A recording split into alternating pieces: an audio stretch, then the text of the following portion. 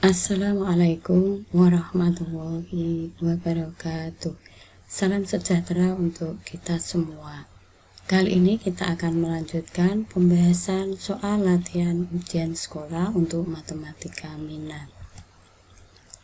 Soal nomor 1 bisa dicermati di sini. Langkah menentukan stasioner yang pertama itu kita turunkan dulu. Turunan sin ini adalah kosinus. Soal kita tulis dulu, fx sama dengan 3 sin 2x. Kita turunkan, 3 dikalikan 2 itu 6, turunan sin cos, sehingga didapat turunannya sama dengan 6 cos 2x. Titik stasioner dicapai jika f aksan x sama dengan 0. Turunan yang sudah kita dapatkan, kita sama dengan K0, kemudian kita sederhanakan, cos 2x sama dengan 0 dibagi 6 sama dengan 0. Cos yang hasilnya 0 ini bisa kita ganti dengan cos 90 derajat atau cos min 90 derajat. Cara menyelesaikan bisa teman-teman cermati di sini. 2x sama dengan 90 derajat ditambah k kali 360 derajat. X sama dengan 90 derajat dibagi 2 yaitu 45 derajat ditambah K kali 360 derajat dibagi 2 180 derajat.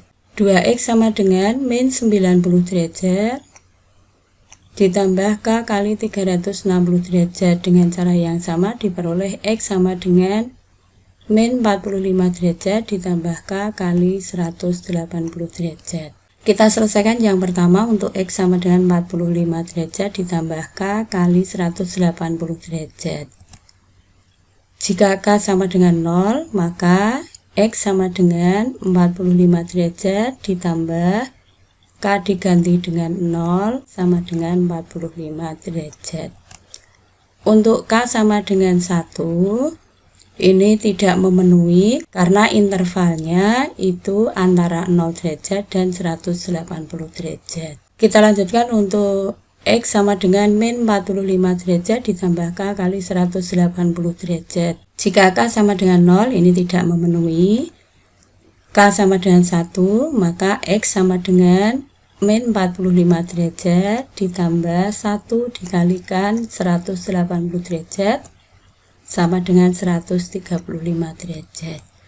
Jadi nilai X yang memenuhi adalah X sama dengan 45 derajat dan X sama dengan 135 derajat. Soal nomor 2 tentang persamaan garis singgung grafik fungsi. Langkah yang pertama kita tentukan gradien garis singgung. Soalnya kita tulis dulu, kemudian kita turunkan turunan dari sin ini adalah cos. Dengan demikian f aksan x sama dengan min 2 cos 2x plus pi. Untuk menentukan gradien, kita substitusi x sama dengan pi per 2 ke turunan pertama yang sudah kita cari. Sama dengan min 2 dikalikan cos 2 dikalikan pi per 2 ditambah pi. Ini bisa disederhanakan. Sama dengan min 2 cos pi ditambah pi, yaitu min 2 cos 2 pi. Cos 2 pi itu adalah 1, sehingga hasilnya M sama dengan min 2 dikalikan 1 sama dengan min 2. Diperoleh gradien garis singgung M sama dengan min 2. Kemudian persamaan garis singgung di titik A, B, yaitu Y min B sama dengan M dikalikan X min A.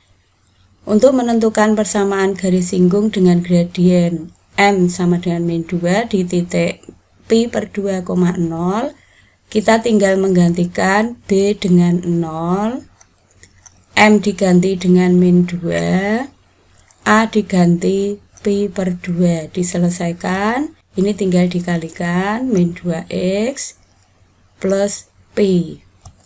Jadi persamaan garis singgungnya adalah Y sama dengan min 2X plus Pi. Soal nomor 3 bisa dilihat di sini. Cara menyelesaikan, kita tentukan dulu NS karena di sini 2 dadu. maka NS-nya 6 pangkat 2 sama dengan 36. Jumlah kedua mata dadu prima. Jadi yang berjumlah 2, 3, 5, 7, 11. Langkah menentukan peluang jumlah kedua mata dadu yang berjumlah 2, ini cara menyelesaikannya.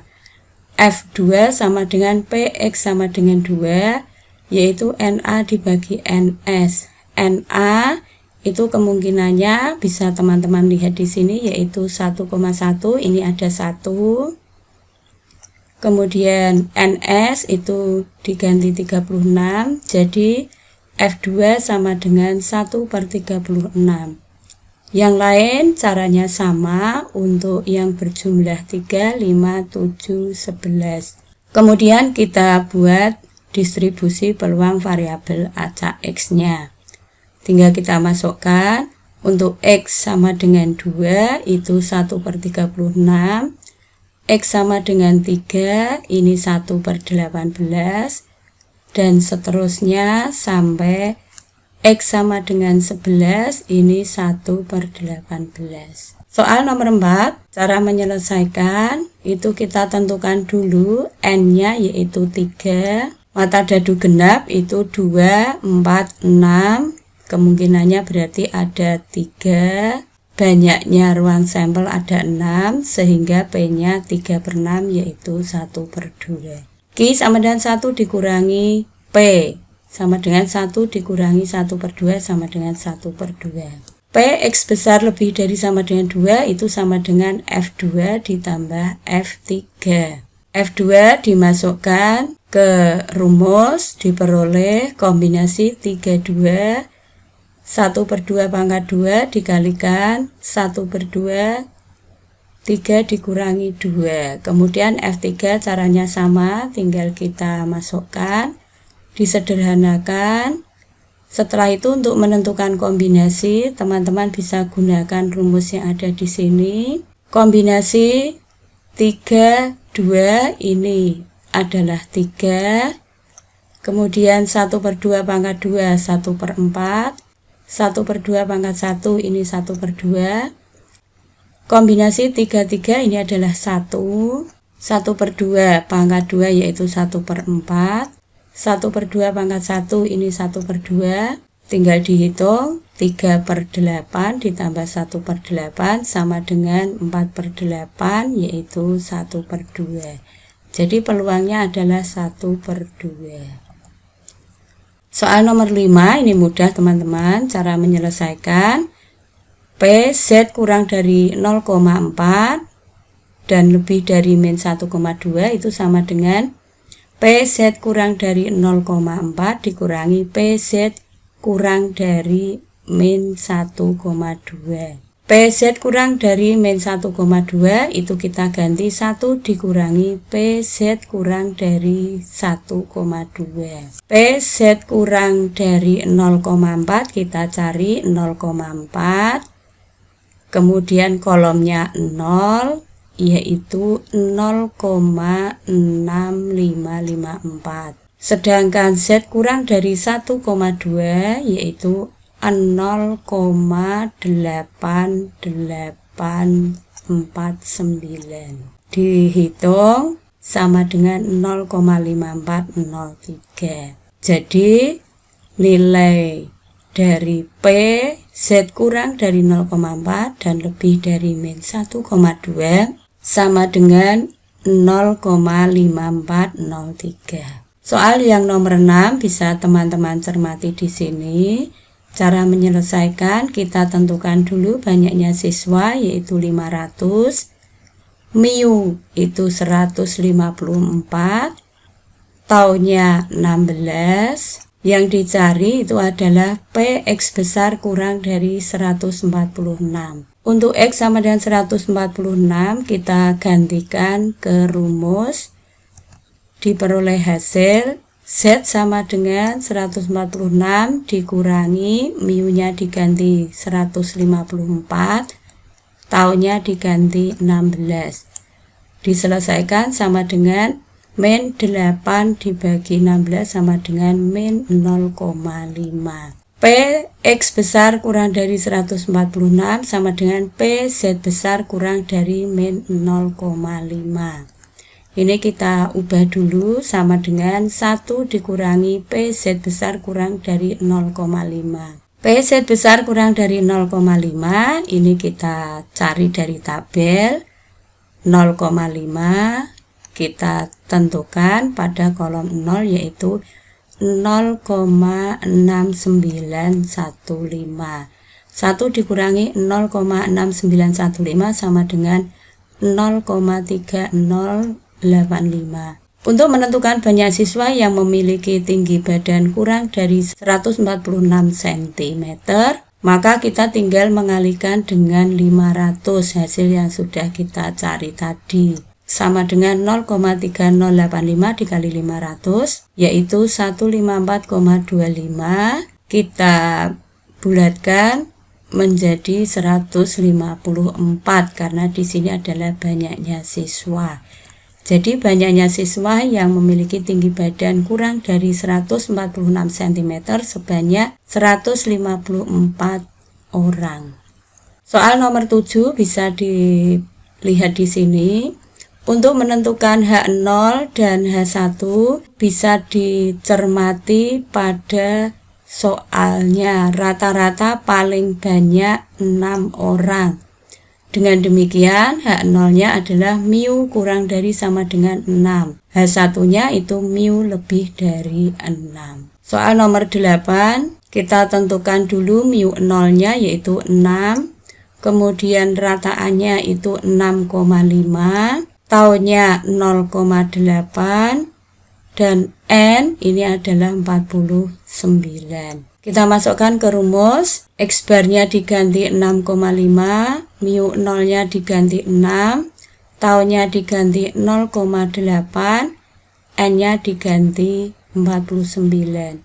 Kita hitung, diperoleh hasil sama dengan 0,5 dibagi 0,8 per 7. Diselesaikan sama dengan 4,375. Jadi, nilai statistik uji hipotesis permasalahan tersebut adalah Z sama dengan 4,375.